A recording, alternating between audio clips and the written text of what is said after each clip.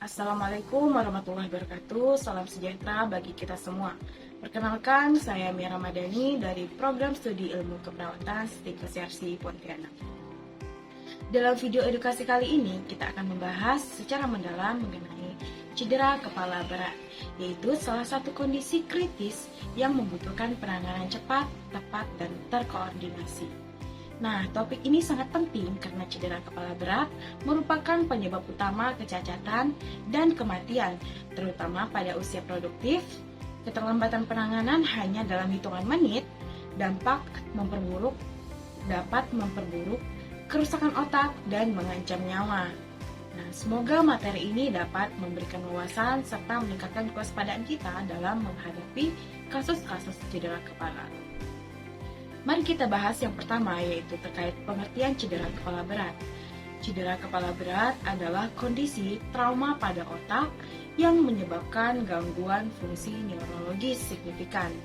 Cedera ini biasanya ditandai dengan penurunan kesadaran yang berat, yaitu dengan skor Glasgow Coma Scale atau GCS kurang dari 8. Nah, pada tahap ini, pasien tidak mampu merespons secara adekuat terhadap rangsangan, tidak mampu melindungi jalan nafas, dan berada pada risiko tinggi mengalami kerusakan otak sekunder ataupun komplikasi fatal.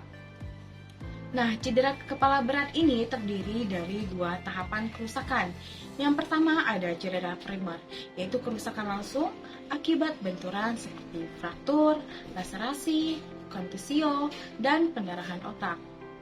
Selain itu, ada cedera sekunder, yaitu kerusakan lanjutan yang terjadi setelah benturan, seperti edema cerebral, hipoksia, gangguan perfusi otak, dan peningkatan tekanan intrakranial.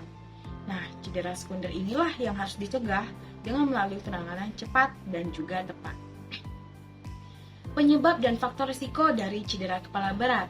Nah, cedera kepala berat ini dapat terjadi karena berbagai penyebab. Antara lain, yang pertama seperti kecelakaan lalu lintas. Nah, ini merupakan penyebab terbesar atau tersering, seperti benturan keras atau gerakan deselerasi mendadak dapat menimbulkan kerusakan parah pada otak. Yang kedua, jatuh dari ketinggian. Nah, umumnya ini biasanya terjadi pada anak-anak, lansia, atau orang bekerja di area berisiko seperti konstruksi. Yang ketiga, bisa karena kekerasan fisik atau trauma tumpul. Pukulan, hantaman, atau benda keras dapat menyebabkan kerusakan jaringan otak. Kemudian ada trauma tembus, seperti luka tembak, tertusuk benda tajam yang mengenai otak secara langsung. Nah, faktor risiko lainnya termasuk konsumsi alkohol, pekerjaan berisiko tinggi, serta tindakan kriminalitas. Itu merupakan faktor-faktor risikonya. Nah, selanjutnya kita masuk ke bagian patofisiologi cedera kepala berat. Nah, cedera kepala berat ini dapat menimbulkan perubahan kompleks dalam sistem saraf pusat. Nah, secara umum, prosesnya melibatkan beberapa tahap utama.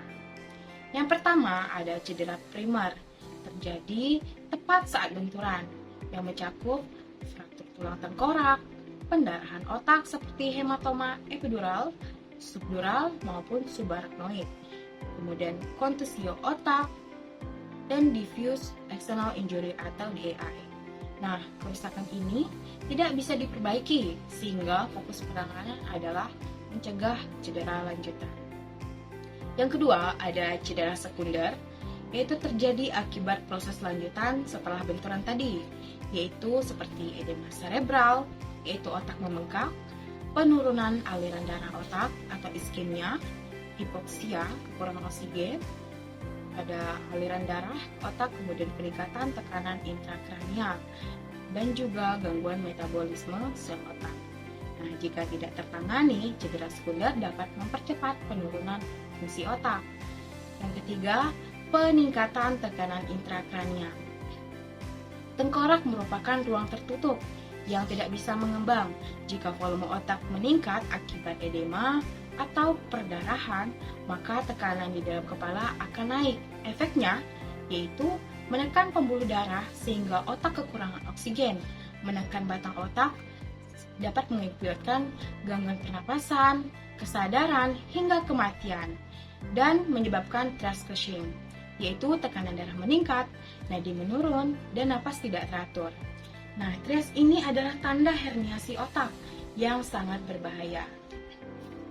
Selanjutnya ada manifestasi klinis. Nah, cedera kepala berat menunjukkan berbagai tanda klinis yang harus dikenali segera. Yang pertama, penurunan kesadaran atau GCS kurang dari 8 atau di bawah 8, yaitu pasien tidak akan kooperatif, sulit dibangunkan atau masuk ke koma. Kemudian perubahan pupil yang melebar atau dilatasi, tidak responsif terhadap cahaya atau anisopor, menandakan adanya peningkatan tekanan intrakranial atau kerusakan saraf kranial. Kemudian ada muntah proyektil, yaitu muntah mendadak tanpa mual sebelumnya, terkait tekanan tinggi pada pusat muntah di batang otak. Kemudian ada pola napas tidak efektif, yaitu termasuk Cheyne-Stokes, napas lambat atau apnea. Yang kelima ada kejang, kerusakan neuron, memicu aktivitas listrik abnormal pada otak. Yang keenam ada tanda fraktur basis krani atau fraktur basis kranium. Yang pertama ada vital sign, memar di belakang telinga, cairan dari hidung atau cairan darah keluar dari hidung atau telinga atau CSF IKG. Kemudian selanjutnya kita ke bagian pemeriksaan diagnostik. Beberapa pemeriksaan penting yang harus dilakukan antara yang pertama adalah CT scan kepala yang merupakan pemeriksaan utama untuk menilai pendarahan intrakranial, edema, herniasi, dan juga fraktur tulang tengkorak. Nah, kemudian ada pemeriksaan neurologis yang akan dilakukan secara berkala, yaitu pemeriksaan GCS, respon pupil, dan juga refleks batang otak. Nah, kemudian ada pemeriksaan laboratorium, yaitu meliputi AGD, elektrolit, hemoglobin, dan glukosa darah, di mana tujuannya untuk memastikan stabilitas metabolik tubuh. Dan selanjutnya ada penata laksanaan keperawatan kritis, yaitu dengan ABC. Nah, penanganan cedera kepala berat pada fase kritis ini sangat berfokus pada stabilisasi fungsi vital. Yang pertama ada airway atau jalan napas. Pasien dengan GCS rendah akibat cedera kepala berat itu tidak dapat mempertahankan jalan napas. Tindakan dapat diberikan seperti suction secret, penguanaan OPA atau orofaringeal airway atau NPA, kemudian intubasi endotracheal bila diperlukan, dan pencegahan aspirasi. Yang dimana tujuan utamanya adalah mencegah hipoksia, karena hipoksia akan memperburuk edema. Yang kedua, ada breathing atau ventilasi. Nah, intervensi perawat dapat meliputi memantau frekuensi dan pola napas, mengontrol saturasi oksigen, memberikan oksigen tambahan, mengoptimalkan posisi head up 30 derajat. Nah, posisi ini terbukti untuk menurunkan tekanan intrakranial, kemudian meningkatkan aliran balik vena, meningkatkan saturasi oksigen. Kemudian selanjutnya ada circulation atau sirkulasi, yaitu perawat harus memastikan tekanan darah adekuat untuk mempertahankan perfusi otak. Pemantauan ini dapat meliputi mulai dari nadi, tekanan darah, perfusi perifer, tanda shock, dan jalur infus dan cairan. Nah, perfusi otak harus stabil agar jaringan otak tidak mengalami iskemia lebih lanjut. Yang keempat, kita bisa dengan manajemen tekanan intrakranial juga, yaitu perawat memiliki peran besar dalam mengendalikan tekanan intrakranial melalui posisi kepala netral, menghindari fleksi leher, menghindari suction yang terlalu lama, menjaga suhu tubuh normal, menghindari pemberian cairan hipotonik, kolaborasi pemberian manitol atau hipertonik, mengurangi rangsangan berlebihan seperti suara keras atau cahaya kuat. Yang kelima, bisa dengan pemantauan neurologis secara berkala, yaitu pemantauan dilakukan setiap jam untuk mendeteksi penurunan kesadaran atau tanda herniasi otak secara tepat. Pemantauan tersebut meliputi yang pertama, respon motorik, pupil, GCS, dan tanda vital. Nah, ada juga nih terkait pencegahan komplikasi. Nah, pada cedera kepala berat dapat menyebabkan komplikasi seperti kejang, infeksi, peningkatan tekanan intrakranial, aspirasi, gangguan termoregulasi, dan ulcus decubitus. Sehingga pemantauan dan intervensi yang cepat dapat mengurangi resiko tersebut. Baik, sekian edukasi mengenai cedera kepala berat.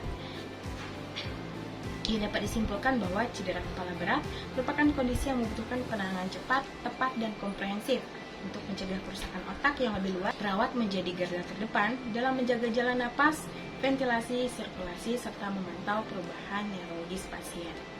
Baik, sekian materi edukasi yang dapat saya sampaikan.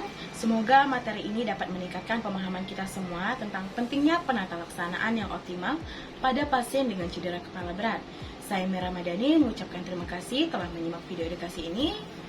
Assalamualaikum warahmatullahi wabarakatuh.